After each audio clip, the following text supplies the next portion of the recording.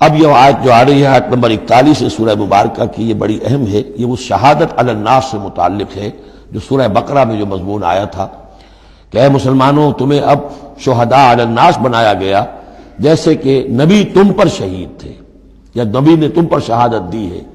نبی قیامت کے دن کھڑے ہو کر کہیں گے اے اللہ میرے پاس جو دین آیا تھا میں نے انہیں پہنچا دیا تھا، اب یہ ذمہ دار ہیں. They are responsible for their attitude and conduct. تو یہ بات تمہیں کہنی ہے قیامت کے دن کھڑے ہو کے اے اللہ ہم نے اپنے زمانے کے لوگوں تک تیرا دین پہنچا دیا تھا. اب اس کے بعد جو بھی طرز عمل ہے یہ جواب دیں. ایسا نہ ہو کہ الٹا وہ ہمارے اوپر مقدمہ کرے کہ اللہ ان بدبختوں نے ہمیں نہیں پہنچایا، یہ خزانے کے سانپ بن کر بیٹھے رہے. تو یہ تو ایک رخ ہے اس کا. لیکن یہ کہ جس کے ذمے یہ ڈیوٹی لگ گئی ہو، واقعہ یہ ہے کہ اس کے لیے تو ایک بہت بھاری یوں سمجھیے کہ بوجھ ہے اس پر. اب اس کا جو ہے نقشہ کھینچا جا رہا ہے قیامت کے دن کیا ہوگا. فَكَيْفَ إِذَا جِئْنَا مِن كُلِّ أُمَّةٍ بِشَهِيدٍ، تو کیا ہوگا اس دن، کیا صورتحال ہوگی جس دن کے ہم ہر امت میں سے ایک شہید کھڑا کریں گے. کون؟ ان کا نبی اور رسول جس نے ان کو دعوت پہنچا دی. وَجِئْنَا بِكَ عَلَىٰ هَٰؤُلَاءِ شَهِيدًا، اور اے نبی آپ کو ہم لائیں گے ان پر گواہ بنا کر. یعنی آپ کو کھڑے ہو کر کہنا ہوگا، جس کو کہ ہمارے تصور میں کہتے ہیں، ہمارے اصطلاح میں پروزیکیوشن وٹنس. عدالت خدا بندی کا پروزیکیوشن وٹنس کون ہے؟ نمبر 1 پروزیکیوٹر کون ہے؟ نبی. اے اللہ تیرا پیغام جو پہنچا تھا میں نے پہنچا دیا تھا.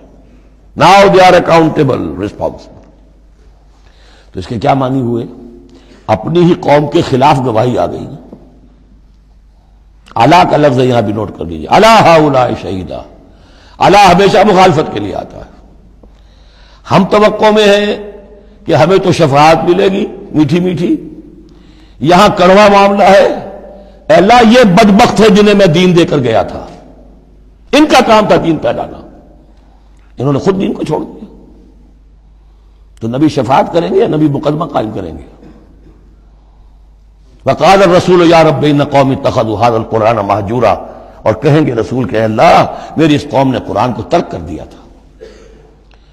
اس آیت کے بارے میں ایک واقعہ بھی ہے کہ ایک مرتبہ حضور صلی اللہ علیہ وسلم نے حضرت عبداللہ ابن مسعود سے کہا کہ مجھے قرآن سناؤ.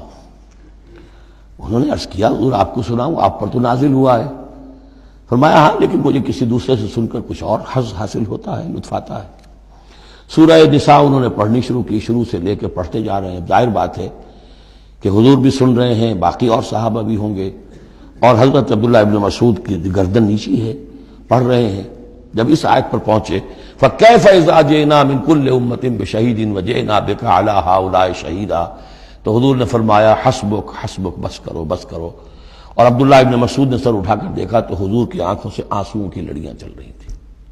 اپنی قوم کے خلاف مجھے گواہی دینی ہوگی.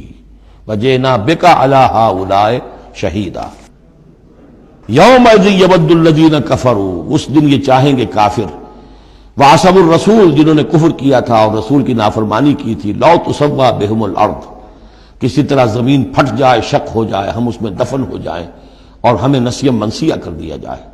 وَلَا يَكْتُمُونَ اللَّهَ حَدِيثًا، اللہ سے وہ کوئی بات چھپا نہیں سکیں گے.